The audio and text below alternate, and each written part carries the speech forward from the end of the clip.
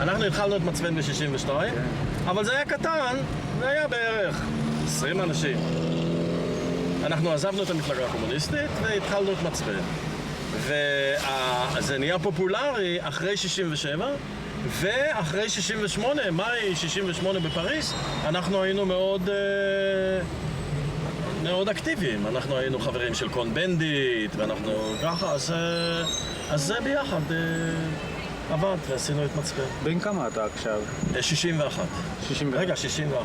לא, 62. 62. 62. איזה שנה אתה 31. נולדת? 31. 31. בגרמניה. בגרמניה, כן, ואחרי שהיטלר הגיע לשלטון, אמא שלי אמרה, אנחנו עוזבים את גרמניה. כן.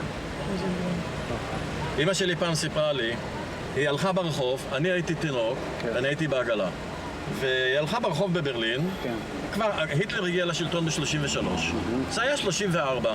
היא הלכה ברחוב עם עגלה, ופתאום בא מול הקצין של ה-SS. כן. גבוה כזה, כובע וכל הזה, והקצין של ה-SS עושה הייל היטלר. אתה יודע, עושה הייל היטלר. אמא שלי הסתכלה אחורנית לראות איפה יש שם בן אדם שהוא עושה לו הייל היטלר. אומרת, לא ראתה אף אחד. פתאום, הרחוב ריק, פתאום הסתכלה, היא ראתה, אני בעגלה, אני עשיתי הייל היטלר. אז הוא עשה לי בחזרה. אתה עשית בתינוק? אני לא ידעתי מה זה, ראיתי אנשים עושים ככה. אז היא אמרה, מה? הילד שלי עושה הייל היטלר. הילד שלי עושה הייל היטלר. אני נוסעת מפה. עכשיו, הוציאו הנאצים, דבר ראשון שהנאצים עשו, הוציאו חוקים. דבר ראשון, אסור ליהודים ללמד באוניברסיטאות. ואז כולם עזבו, כל הפיזיקאים וזה, ונסעו לאמריקה. ודבר שני, בבית ספר, ילדים יהודים צריכים לשבת על ספסל מיוחד. על ספסל מיוחד בבית ספר. מה ספסל מיוחד? זה ספסל האחרון, או כותב משהו, סימן של דוד? אני לא יודע, יכול להיות. אבל כל ילד יהודי צריך בבית ספר לשבת על ספסל מיוחד. אז אמא שלי אמרה, אני לא מוכנה. הילד שלי בבית ספר לא יישב על ספסל מיוחד. טוב. אז עזב. אז ישר לפה או... אמא שלי סיפרה לי עוד דבר, אחרי שהיטלר הגיע לשלטון, ככה, אמצע 33, אני הייתי במיטה, הייתי בן שנתיים, והיא חיפשה מוזיקה ברדיו. היא חיפשה מוזיקה. ובשבילי. ופתאום היא שומעת ברדיו מישהו צועק, אנחנו ניכנס לבתים של היהודים באמצע הלילה וניקח אותם לרחובות ונחתוך להם את האף ברחוב. אז היא חשבה שזה תיאטרון, היא חשבה שזה הצגה. אז היא רצתה לשמוע איפה זה מציג, מי משחק וככה. כשזה נגמר, אז אמרו לה, הרדיו אמר, אתם שמעתם את הנאום של הרמן גרינג בקונגרס של המפלגה הנאצית בנירנברג. אז אמא שלי אמרה, מה? זה רציני, זה לא הצגה, זה הנאצים? אני לא נשארת פה, אני נוסעת מפה. אמא שלי לא הבינה כלום בפוליטיקה, כלום. לא הבינה כלום בפוליטיקה. הכל אצלה היה אמוציונלי. אבא שלי בא מרוסיה, והוא הכיר את לנין, הכיר את טרוצקי, הוא ראה אותם, הוא היה ילד, אבל הוא ברבולוציה היה בן 17, והוא שמע את לנין, הוא אמר, עמדתי 10 מטר מלנין, עמדתי על יד טרוצקי, אני שמעתי אותם. אז אבא שלי תמיד היה מאוד אוהד את הבולשביקים, היה מרקסיסט וככה. אז אבא שלי אמר לאמא שלי, את לא מבינה כלום בפוליטיקה, פה לא יקרה שום דבר, הם מדברים, אבל זה רק דיבורים. ואמא שלי אמרה, אני לא רוצה להישאר פה. לא רוצה. היא צודקת. והיא צודקה. הוא לא. כל מי שחשב באופן לוגי לא צדק, ומי שחשב באופן אמוציונלי יצא שהוא צדק. ככה זה יצא. אז הם באו הנה פעם אחת. הם לא היו ציונים, היה לו אפי דיוויד לאמריקה. אבל אבא שלי אמר, אמריקה צריך לדרוך על אנשים אחרים. זה לא בשבילי. אני לא יכול לשחק בקפיטליזם האמריקאי. אני לא מתאים לזה. ואז הם באו הנה, ואמא שלי, לא היה עוד נמל חיפה, לא היה כלום, הם באו ליפו. ואמא שלי אמרה, הלכתי לשפת הים, ראיתי את החול הלבן הזה, ואת המים האלה, אמרתי, פה אני נשארת. לא עניין אותה כלום. רק החול היה נקי, יואיצ'י, החול היה לבן כמו שלג, היום כבר לא, החול היה לבן כמו שלג. הים היה כחול וצלול, שקוף לגמרי, טרנספרנטי, אני נשארת פה. ונשארו. אבא שלי אמר לי ב-48, לא ידעתי שיש פה פלסטינאים. לא ידעתי. ועכשיו אני רואה שפה יהיה מלחמות, 50 שנה, המון שנים. היה טעות. אבל כבר מאוחר מדי בשבילי לנסוע למקום אחר. אבל אבא שלי התחרט שהוא בא הנה. אמר, זה יותר, כל האנרגיה, כל המנטליות, הכל הולך לכיוון של המלחמות. במקום שיהיה משהו פרודוקטיבי, קריאטיבי, דברים כאלה. אז, אבל הוא אמר, אבל הוא זקן מדי בשביל לעזור. עכשיו תגיד לי, למה אתה עזבת מהארץ הזה? בשביל ללמוד באוניברסיטה. אני רציתי לעשות, אני גמרתי, עשיתי BSc במתמטיקה פיזיקה בירושלים, ואחר כך רציתי לעשות את התיאוריות של איינשטיין. אבל לא לימדו את זה בירושלים. רציתי לעשות קוסמולוגיה. איך בנוי הקוסמוס. כן. וספייס טיים ודברים כאלה, ולא לימדו בירושלים. אז נסעתי ללונדון בשביל שנה אחת. לשנה אחת. ואני הייתי בקינגס קולג' בלונדון.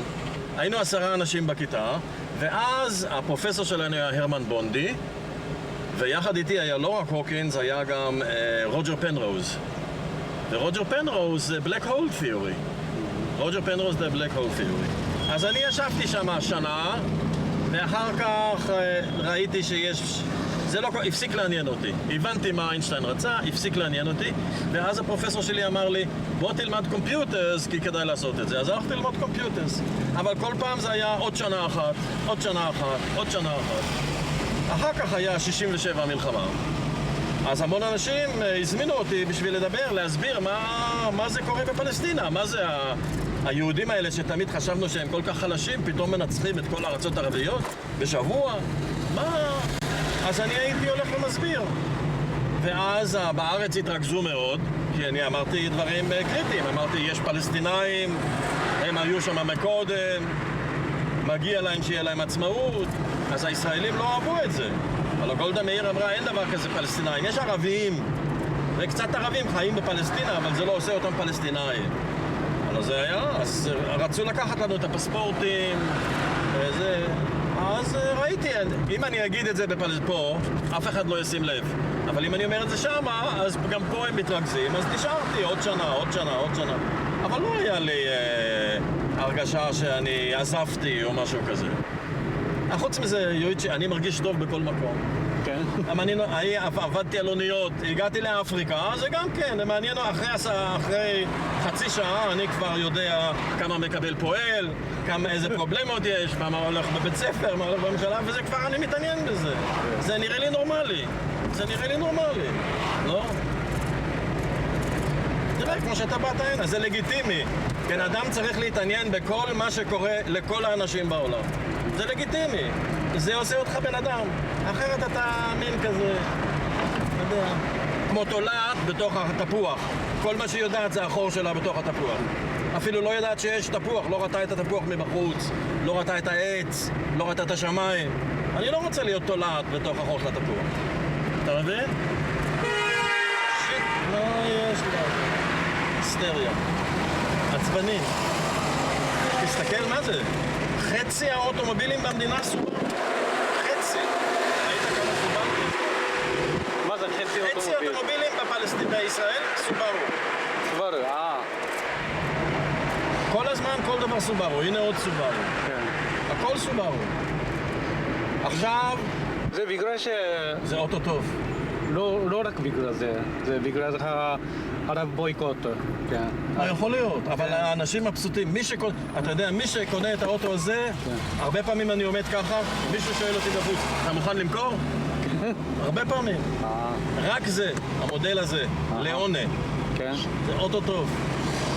אבל סוברו מוכר הכי הרבה אוטומובילים פה. עכשיו מיצובישי, בפעם הראשונה, מיצובישי מוכר יותר מסוברו. זה. גלנט, לנסר, זה לוקסוס. אבל זה אוטו בן 10 שנים.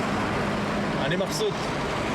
תגידו שאתה חזרת פה לפני שנתיים? שנה?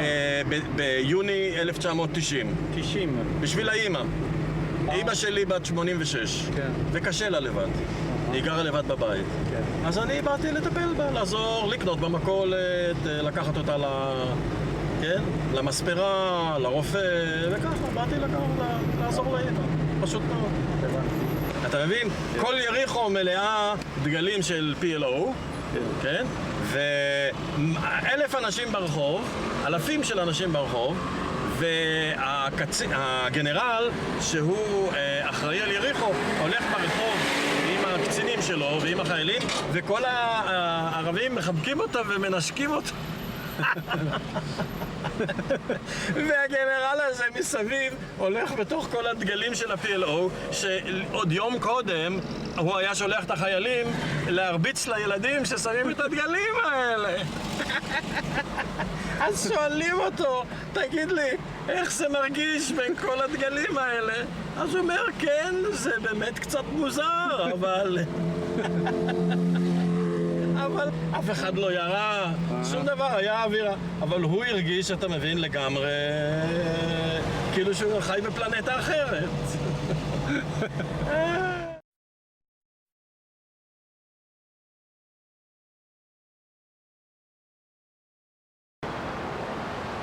Frankly, to put it in one word, I would say the status of the Palestinian has changed from being an occupied territory into becoming a Bantustan. My view is that this kind of treaty is trying to make them into a Bantustan, like in South Africa. That means they will have their own government, but in fact they will not have an army, they will not have a foreign policy, and they will be totally dependent on Israel. This is the aim of the Israelis, the aim of Rabin and Peres. It's not treating them as equals. It's saying we could not defeat the Intifada, and therefore we go out and we let them be their own policemen. This is, but Israel moved out because of the Intifada. It was impossible to keep the whole Palestinian down. The Intifada was not a matter of the PLO or of the Popular Front or of the Democratic Front. The Intifada was really popular. All the Palestinian people were against the occupation and were doing something against the occupation. Every day there were hundreds of incidents of stone throwing or burning of tires and things like that, and the Israeli army could not help do anything about it. For the first time, the Israelis recognize the Palestinians as a political entity. Before, Golda Meir said there is no such thing called Palestinians in 1972. Later they said, okay, there are some Palestinians, but they are refugees or they are terrorists. And finally, on the 13th of September, the Palestinians appeared like a state. Rabin had to shake the hand of Arafat on the White House, and Clinton is behind them. That means the Israelis finally recognized the Palestinians as a political entity. Not only as refugees or terrorists, but a political entity. And this is a very great step forward. It's a very great step forward. They were saying, why are the Palestinians fighting against us? The Israelis said, only because we are Jews and because they are murderers. Nobody gave it a political interpretation. There was a political interpretation. 5% on the left gave it a political interpretation. But 95% of the population saw the Palestinians as murderers. They could not place the Palestinian struggle in a political context, so they placed it in a criminal context. So all the Palestinian activity for most Israelis for 27 years was 25 years was in a criminal context. And suddenly Rabin shakes the hand. You know how many people said, how can Rabin shake the hand which is dripping with blood? Why is the Arafat hand dripping with blood? The hand of Rabin are dripping with honey. I mean, Rabin was also a general and he sent soldiers to kill other people. But for the Palestinians, Arafat is something different because it was, they could not accept him as a political entity. And from the 13th of September, Israelis must accept the Palestinians as political entity. So it's a great step forward. It was a very big shock for 90% of the Israelis. A psychological shock, a very big and a positive development. Now they say, there is Hamas and there is Arafat and there is this, and they start to make distinctions according to political considerations. Before there were only Arabs, murderers, killers, etc. Now it's better, much better. But the plan itself is basically, if we cannot police them in Gaza, let them police themselves. But no independent state, no foreign policy, no army, nothing. Only let them have a ghetto, and they will be the bosses of the ghetto. This is what they want. But of course, everything can change. Everything can change. It can develop in a completely different way. It can develop to such an extent that there will be economic connections, and the Israelis will be willing to concede. For example, the port of Eilat. The port of Eilat is closed now. All the Japanese cars, Subaru, Toyota, everything comes to Eilat. From Japan goes to Eilat. And from Eilat it is taken on big lorries to Tel Aviv and Haifa. And the government stopped subsidizing the lorries. So the port of Eilat has no work. For 6 months the port of Eilat has no work. And now AKBA, the Jordanian side, said, we are willing to use the port of Eilat because we have a lot of ships coming to AKBA. AKBA is the only port which Jordan has, and many ships have to wait because the port is too small. And we are willing to give the port of Eilat, all the ships that are waiting for AKBA can now go to Eilat. It will be very good for us. And the people of Eilat suddenly said, yes, very good, yes. All the workers in Eilat who want the peace because they want the job. So it's possible that Eilat will work for Transjordan, you see?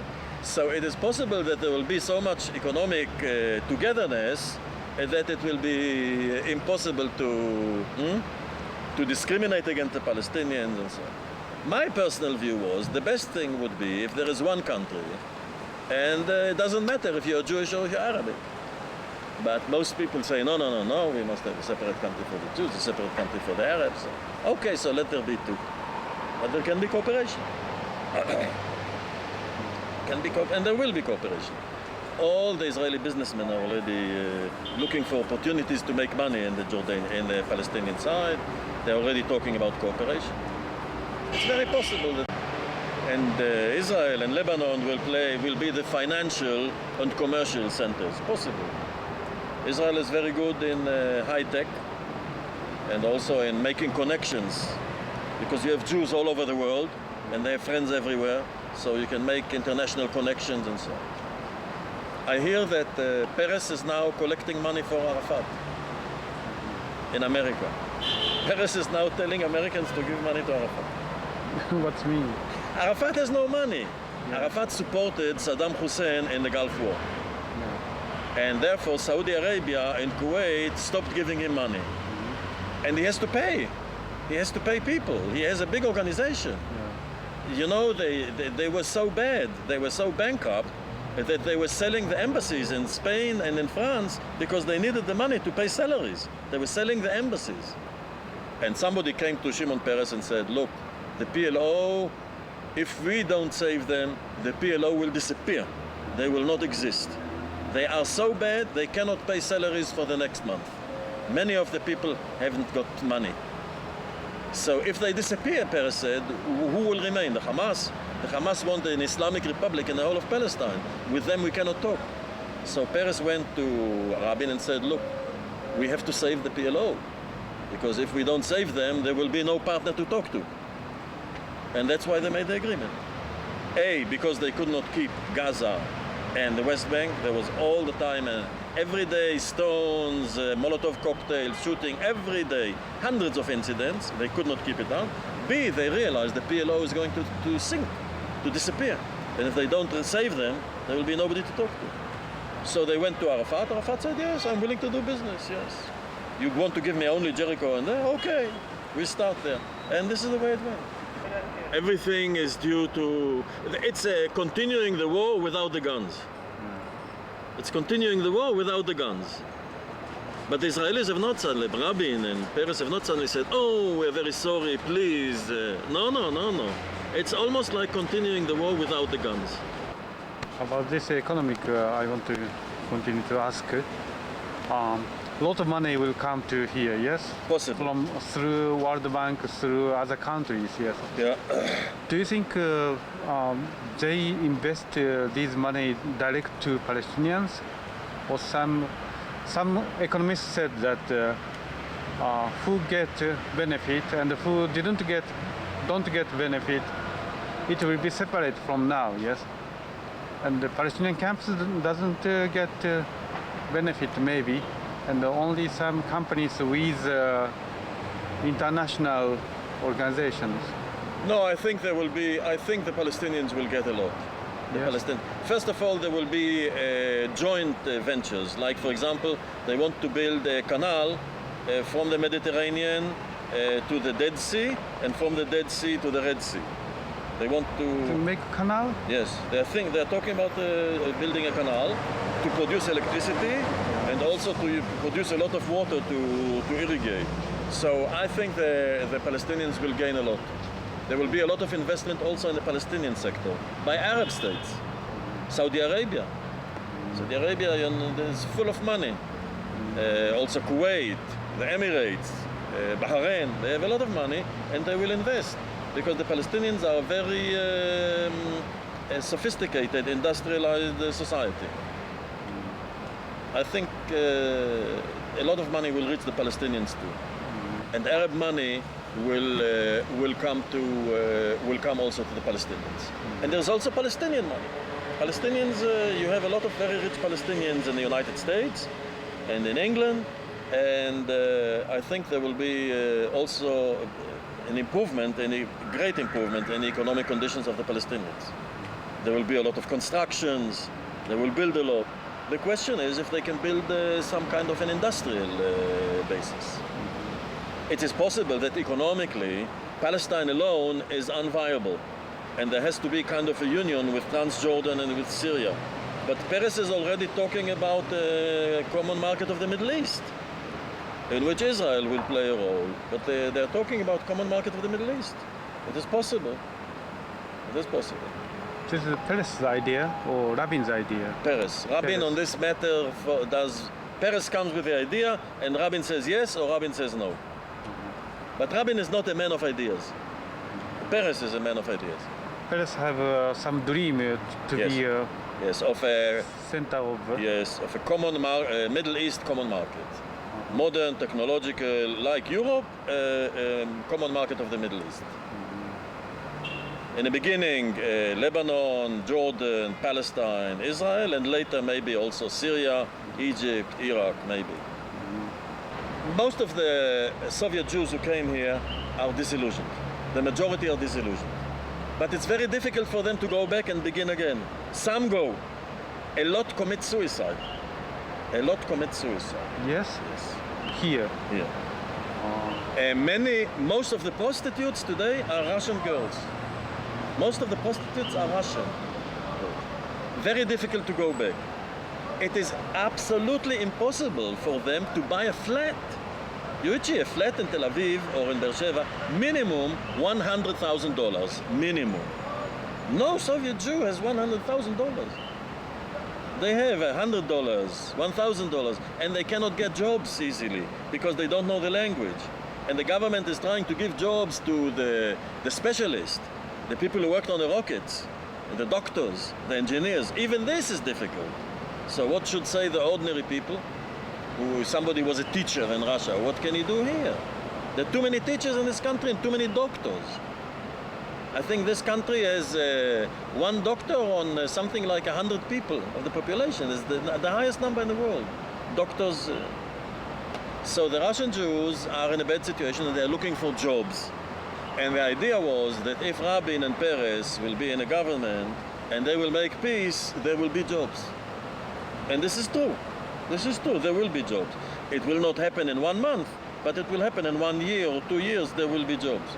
Because there will be a lot of construction and a lot of money will come here, there will be a lot of jobs, and people will earn something. So it is true, some of the Russian Jews voted, maybe people think the majority of the Russian Jews, how many were there?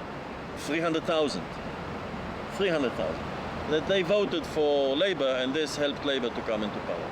The country is used to live with crisis. They go to America, they collect more money here, they collect more money there, but this country has always been living with crisis. When I went in 1964, there was an economic crisis, and there was a joke that in the airport they put a big sign. Everybody was leaving the country, and there was a big sign in the airport, "Will the last one leaving please put out the light?" What's mean? Like you leave a room, you put out the light when nobody's in the room. So there was a joke that in the airport they put a big sign, "Will the last one leaving please put out the light?" And, and there was a whole campaign of jokes about the crisis. And the campaign was so many people made jokes about the crisis that the government sent the ministers to speak against the jokes. The government sent the ministers had to say, don't speak about the joke, don't make so many jokes about the crisis, it's not good. But what happened? America gave more money, the Jews gave money, and they got out of the crisis. Every time there's another crisis.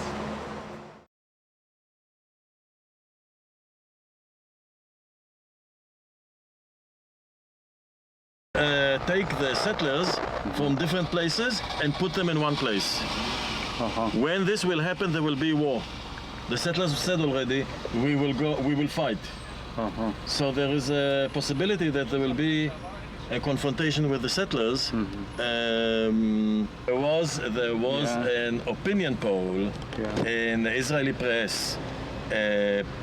Journalists went into the schools, high school, children aged 16, 17, 18, and asked them what they think about the massacre, because the teachers were supposed to speak against the massacre.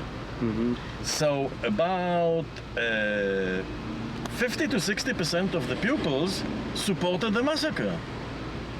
It was a big shock in the country. It was a big shock in the whole country. So the Minister of Education called a meeting of teachers from all over the country in a big hall in Jerusalem, Binyanei Hauma.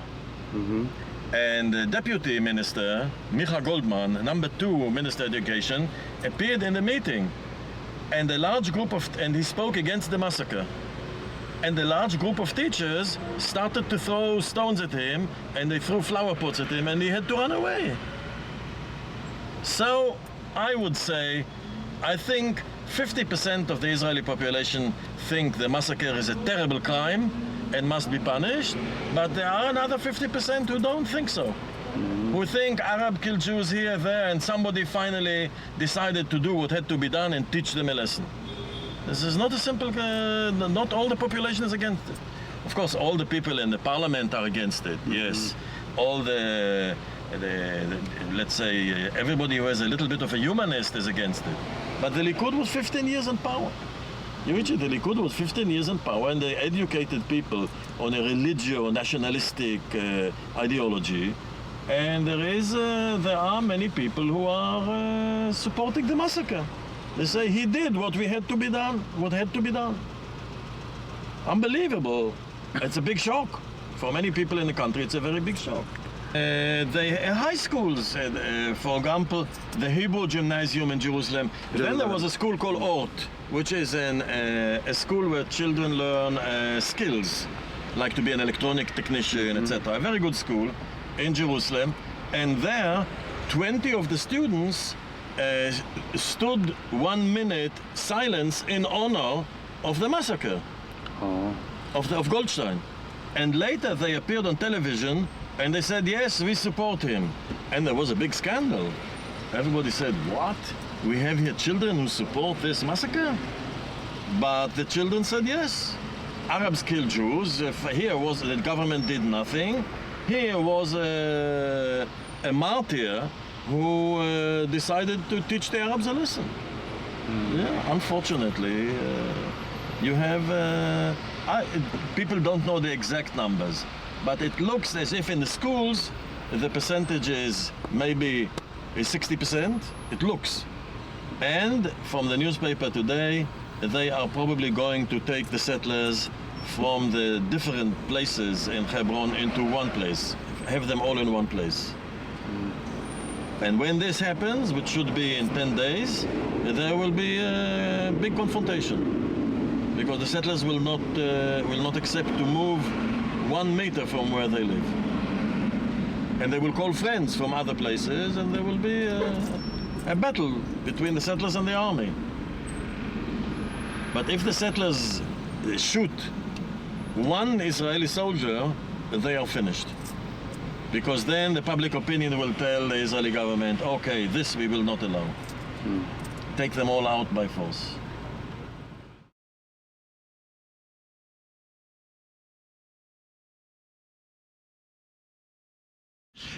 You know, there is a story that at the end of the days, the Messiah, the Redeemer, will come, and he will redeem all the people and resurrect the kingdom of God. Okay, now the Messiah, it's not part of the religion. It's folklore. It's not part of the religion, but it's folklore. And now the Messiah, it is said in the stories, will come riding on a white donkey. On a white donkey. So some of the religious who support the state of Israel say, Peres, Barak, Ben Gurion, they are the donkey. We are sitting on the donkey. They are the donkey. They are bringing the Messiah, but they don't understand that they are bringing the Messiah. And we will. So the religious camp is also divided between the Orthodox who say, no, we don't want to have anything to do with this state of blasphemers, and those who followed the Zionism and say the Zionists are only the white donkey, and we shall ride this donkey and we shall bring the redemption. But this is only 20%. The majority is not religious. The majority is not religious. And they are becoming gradually Israelis. And you know, these people don't hate the Arabs. They don't need enemies. They say, yes, the Palestinians have a case. The Zionist movement came to a country like Palestine, which was populated. The Palestinians lived here. It was a nation of peasants. They lived in many cities, in many villages. We took away the country. There is a conflict. We have to come to a compromise. They must get at least half the country, and we must compensate them. And it's possible. It's possible to solve the problem. But if you say, no, I'm the victim, or you are religious and you say, the whole country belongs to me, because in the Bible it says the whole country belongs to me, this is a recipe for conflict. And therefore you have conflict, because the Israeliness has not yet become the spirit of the majority, the self-image of the majority. That's it. You know, sometimes if your self-identity is based that you are a victim and nobody persecutes you, you have to invent persecutors so that you will know who you are. And you know, if somebody loves you, this is a disaster, because you don't have a secure identity. So if somebody loves you, you become part of the one who loves you. You melt away, you disappear. So you always need somebody who is against you, and then he defines you. I don't know exactly what I am, but he hates me, so I am. So. Now question of Shas, Ani Rozra. Of the? Shas. The Shas religion, the Shas movement, yes, it's a big party nowadays, 70 places in the parliament. Look, they have the problem that most of them are Oriental Jews. And Oriental Jews in Israel always felt oppressed. Why? Because Israel was created by European Jews. Israel was created by European Jews, and the standards are European. Everything, basically it's a European state. And all those who came from the Orient found themselves in an inferior position. Not that the Europeans oppressed them, but if you went to school, everything was according to European style. And therefore all these people who came from Morocco, from Algeria, from Tunis, from Iraq, from Yemen, all these people in Israel were de facto, culturally, their culture was looked down upon. Because the culture in Israel, the theater, the ballet, the Philharmonic Orchestra, everything was European. There is no Philharmonic Orchestra in Morocco or Iraq. They have a different culture. I'm not saying this is bad, but they have a different the cultural world. And the cultural world in Israel, the dominant one, was European. And therefore, all these people felt themselves oppressed.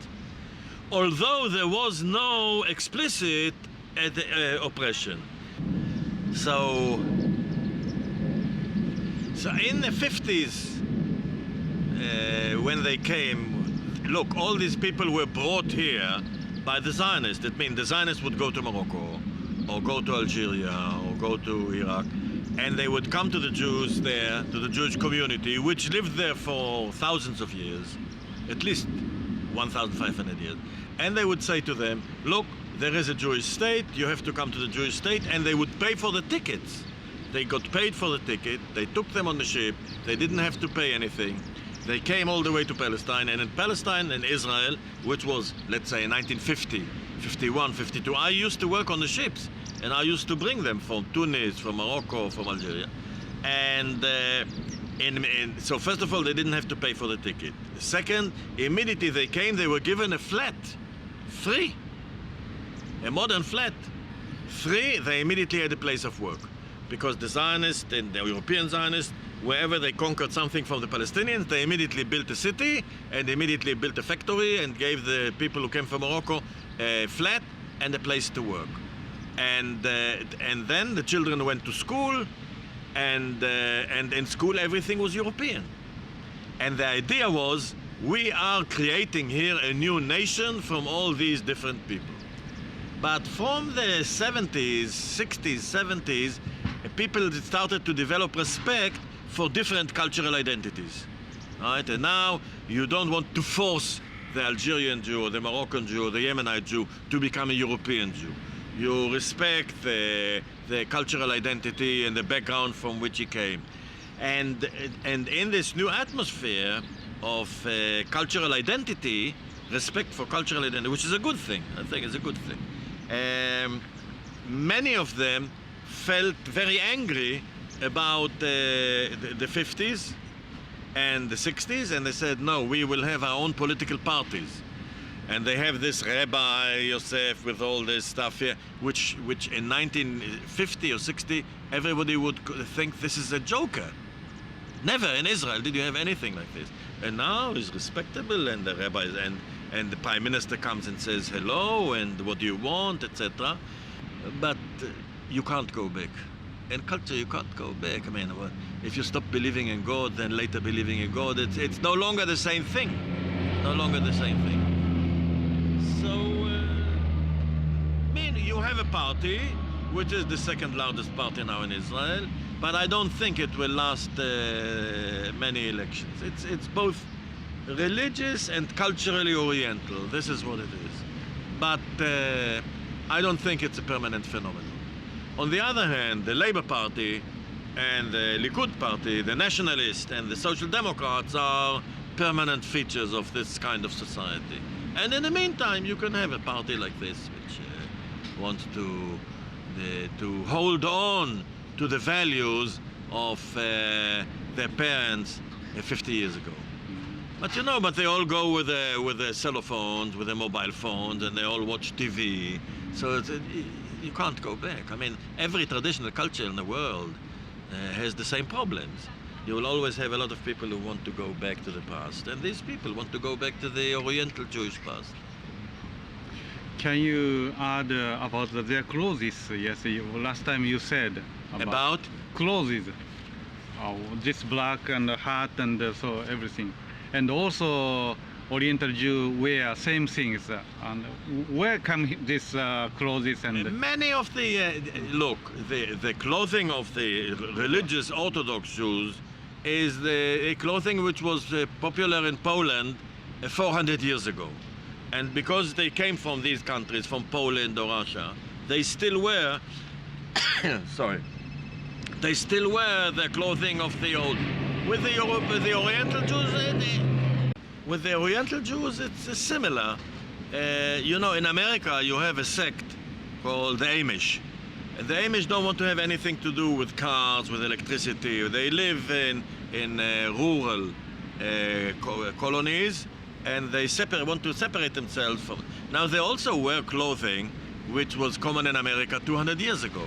So people who usually are looking back to the past often keep their clothing of this, which their grandparents were used to 200 years ago. So you have why Oriental Jews wear from European Jews' clothes? Look, if you came from Morocco, in Morocco people wore French clothing. In Morocco, very few people wore jalabiyas. Very few people wore jalabiyas. But if you go amongst the Yemenite Jews, you can find people who wear a jalabiyah, yes. Or Iraqi Jews, amongst Iraqi Jews. But if you go amongst Morocco, Egypt, who were more influenced by Europe, you find more European clothing. Yeah. Can I ask one more question? Do you think many of Jewish people in Israel feel some risk of identity of Jewishness here now, in this moment? Yes. I would say the 20% religious don't have problems. But the 80% who would like to be non-religious Jews have a problem. There is a new group emerging of young people. Look, Israel already exists 50 years. So suppose you were born in 1950, you are today 50. If you were born in 1960, you are today 40. So there is an always increasing number of people born in Israel whose parents were never religious. They were never persecuted.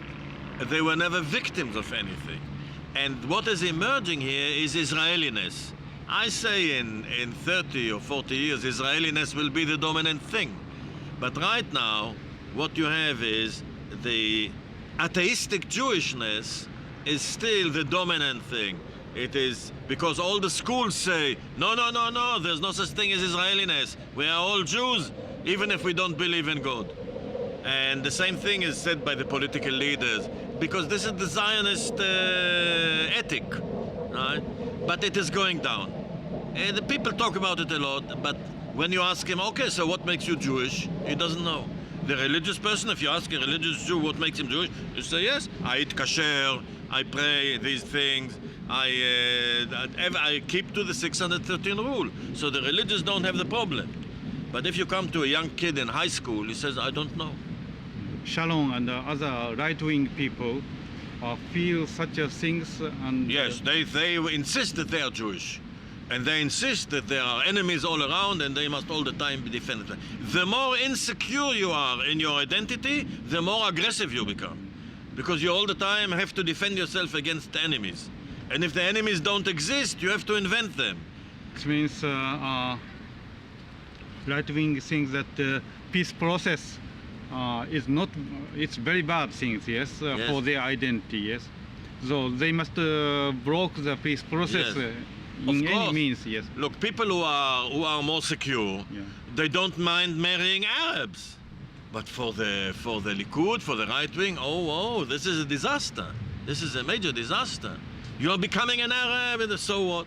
So what? If they are decent people, why not? So if you are secure, you are less aggressive, and of course the ones who are insecure see you as a great danger, because you are a traitor. How dare you mix with our enemies, etc. And if you say no, they are not enemies, they are people like us, speak a different language, they have a different culture, but they are people like us. And if I like the boy or I like the girl, then why not? So they're always like this. People who are more relaxed, who don't feel threatened, who feel secure, are much less aggressive towards other people. And people who are insecure are much more aggressive, because they all the time defend themselves against the hostile world, environment, people. But they also defend themselves, and they also need this hostility in order to define themselves. So the right wing Create hostility, yeah? Yes. Because of this, Shalom had to go to the Harha bite. Yes, of course. All this nonsense. Every society has a few religious men. Okay, good.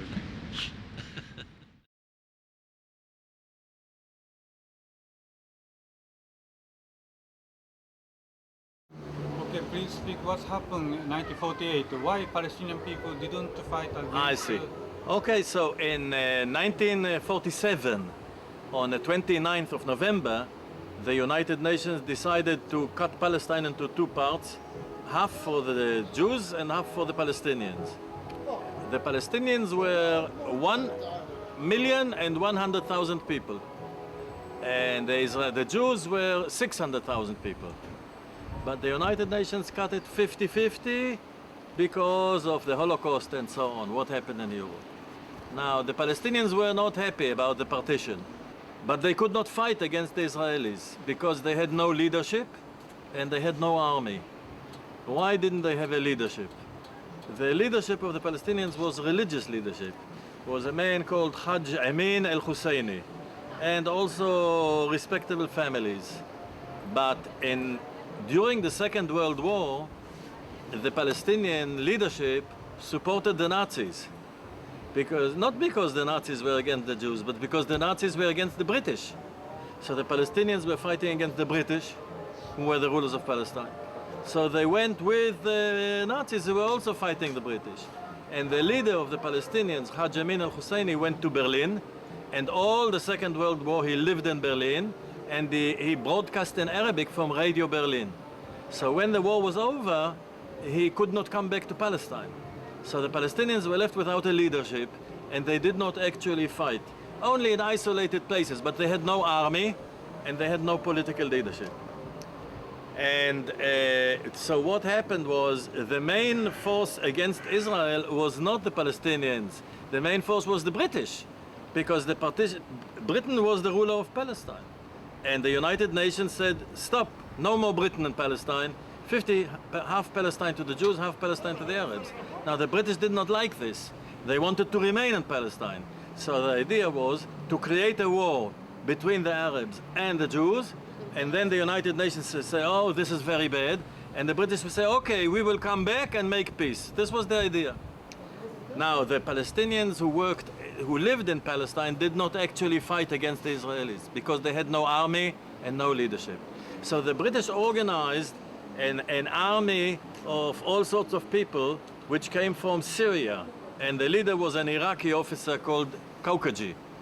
And Kaukaji tried, he had about 5,000 soldiers, and he tried, but the army was not really a good army, and they had more problems with the Palestinians than was possible. So the British waited until 15th of May 1948, because on the 15th of May 1948, the United Nations said, from 15th of May, 2 independent states in Palestine. The resolution was given on the 29th of November 47, but it said the independence will begin on the 15th of May. So until the 15th of May, the British tried to organize confrontation between Jews and Arabs. It did not work because the Palestinians had no army and were not organized.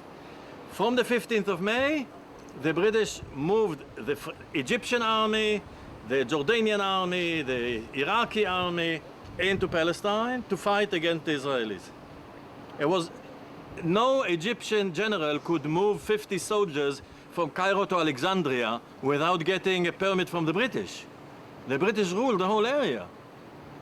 In the Arab Legion and the Jordanian army, all the officers were British. And so the war began really after the 15th of May. Politically, it is a war of the British against the Jews in Palestine, using the Arabs as soldiers. But it did not work because the motivation of the Arab soldiers was not very high.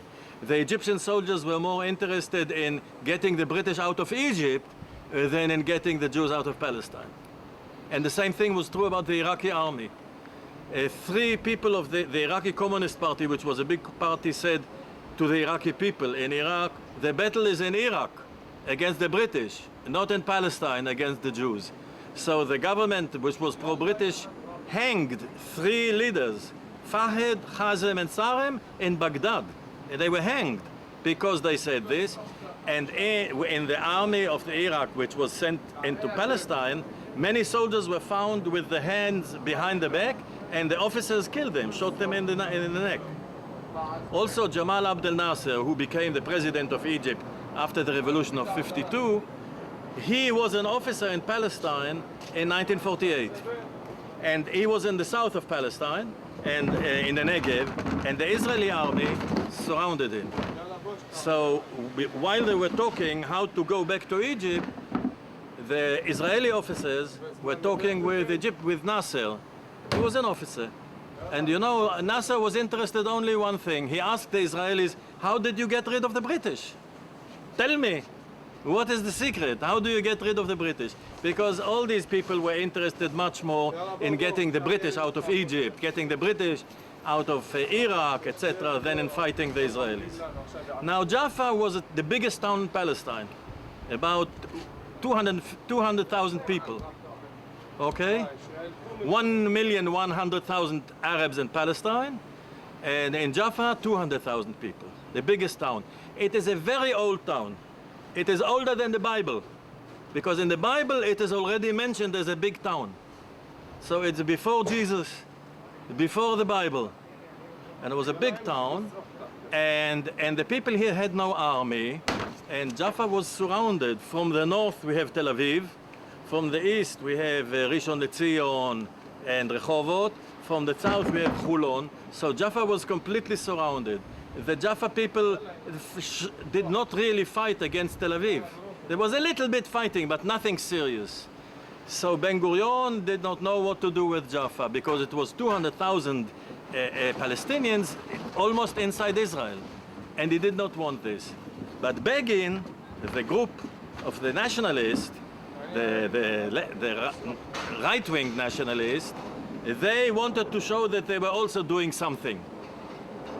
Okay? So they decided, we will conquer Jaffa. They don't say conquer, they say liberate. What do you mean liberate? But this is the way they talk. They don't want to talk we conquered, they say we liberated. So they wanted to liberate Jaffa. So they dropped a few bombs into Jaffa by mortars.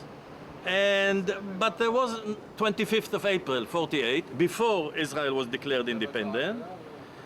But it was not really a war. The Jaffa people did not have an army, did not have soldiers, so they became afraid, and they all went to the port where the boats are, and went on the boats and left to Gaza Strip, and they are refugees in Gaza 50 years. That's all.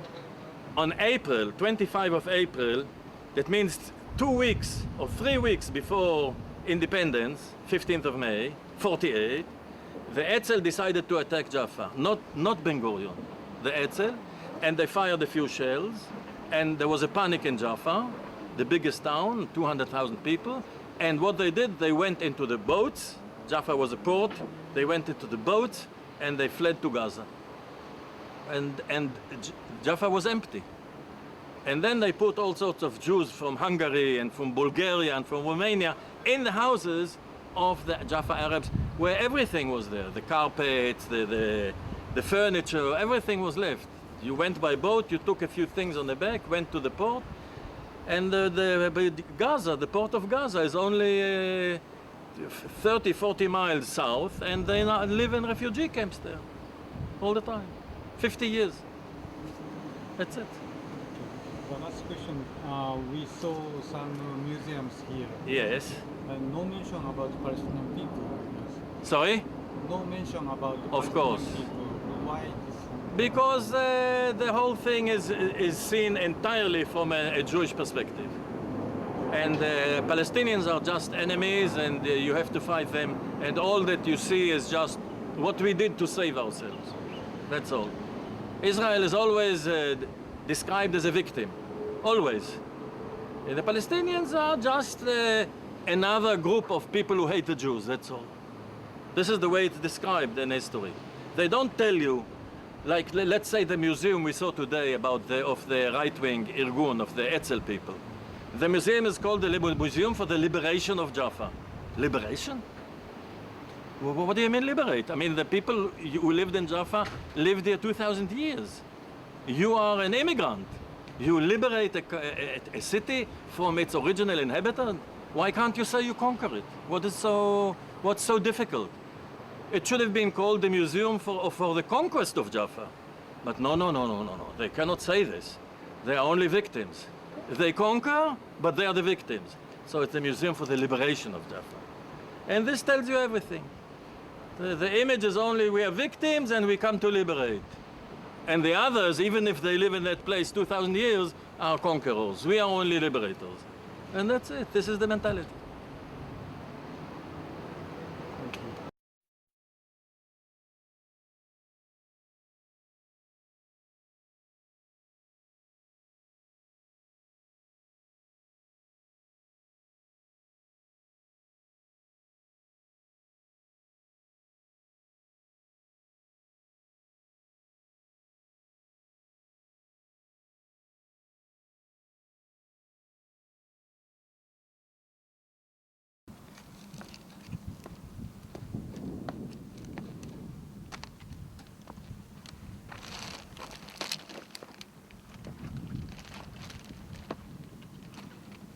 My name is Oded Pilavsky. I was born in Jerusalem in 1932, and in 1949 I was a member of a group who settled in a new kibbutz near the Arab village Bir Asluj. It is 30 kilometers south of Beersheba, and we called the kibbutz then Mash'abim.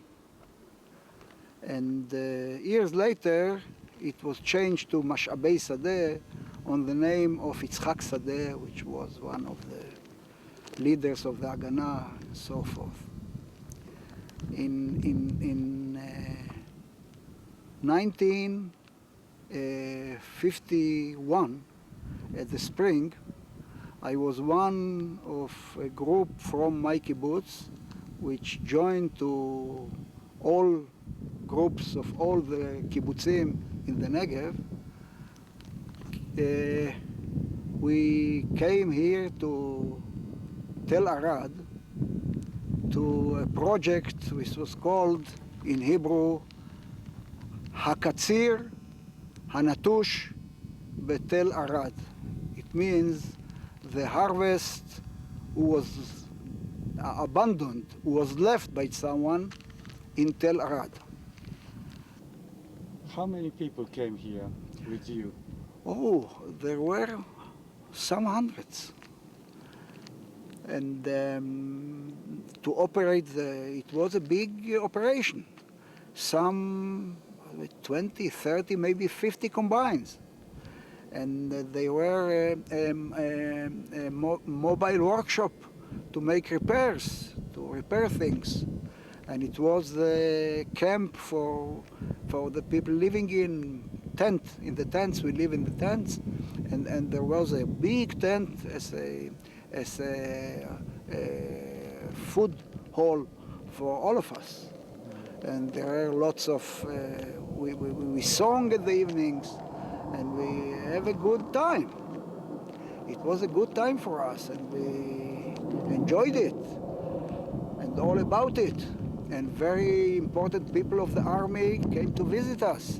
Even once General Dayan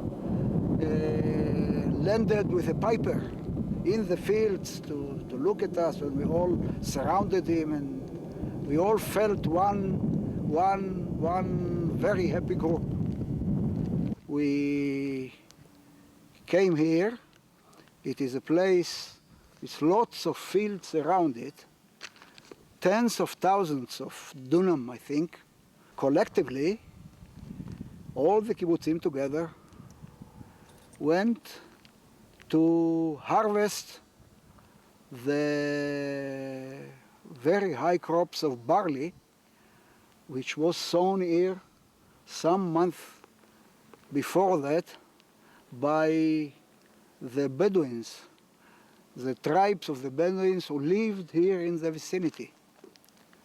After they sown the barley, the Israeli army pushed them out of the borders of the state of Israel to the west, to north, to the west bank of Jordan in those times, and the fields were left to harvest to us. we harvest what they sown. The atmosphere was very nice, very high. We felt like a collective group doing something very important to ourselves, because we could sell the barley, and for the country, for our nation, because it's abundant barley, abundant crops. And we do. I was a porter. My task was to take the sacks of 70 kilogram, 100 kilogram, 50 kilograms of the barley was harvested by the combines and put it on lorries and concentrate it in one place, and then lift it and put it on other lorries, big lorries, who took it to the market. And one night I thought, what I am doing here? What is the point of all this? Who saw this? To whom it belongs? And who is reaping the crops? The Bedouins are very poor people. The barley is very important and central part of their food. Without that barley, in that year, of course, they suffered hunger, no doubt about it. Their families, their children, there as refugees in the West Bank of Jordan. And we, the collectivists, the socialists, the organized kibbutzim of the Negev, joined together with the military command there on this part of the country. We came here to harvest the crops and to sell it. Well, I began to think,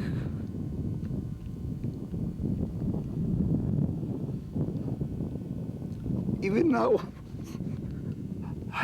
I get excited by the fact, and I think that I began my political way to criticize the whole business of Zionism, the whole practice of Zionism, and how I am involved in it. And with grave mood, I came back to my kibbutz. I talked to other friends, to other people, but then I was young, and it took time. It took time to elaborate that in my mind, and to have some deep thoughts and come to conclusions about the society I live in, about the principles of the Zionist enterprise, and how it works, what its practice were. Well, that's my story. And lots of years passed from that moment. I was driven out of the kibbutz in 1953 for being too left. Why Why you driven out? Because I was too left for the Zionist movement. My ideology or my way of thinking then was influenced, of course, also by what happened here and by reading of books and thinking about it and talking about it with friends and family. And I was driven out with a small group which were outcasts because our criticism of the Zionism, we are not allowed to be to continue to be members of the kibbutz. Well, many years passed. I went through the Socialist Left Party and then the Communist Party, and then I was thrown out even from the Communist Party, of being too left for them also.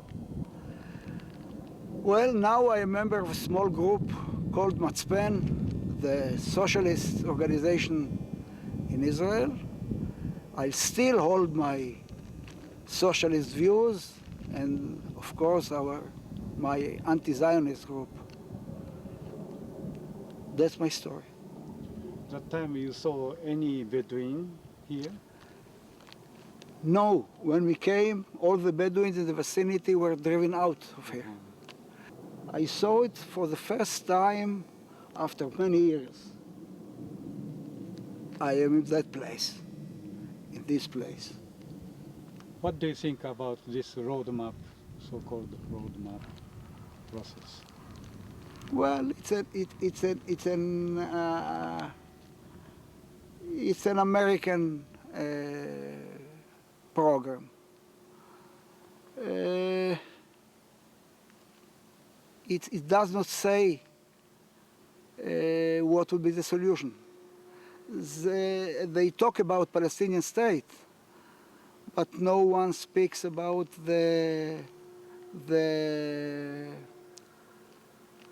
borders of the state of Palestine at when the negotiation is completed. Of course, the Palestinian side wants to get the Palestinian state on all the territories of the West Bank and Gaza Strip, which is 22% of Palestine, which called in Hebrew Eretz Israel before 48.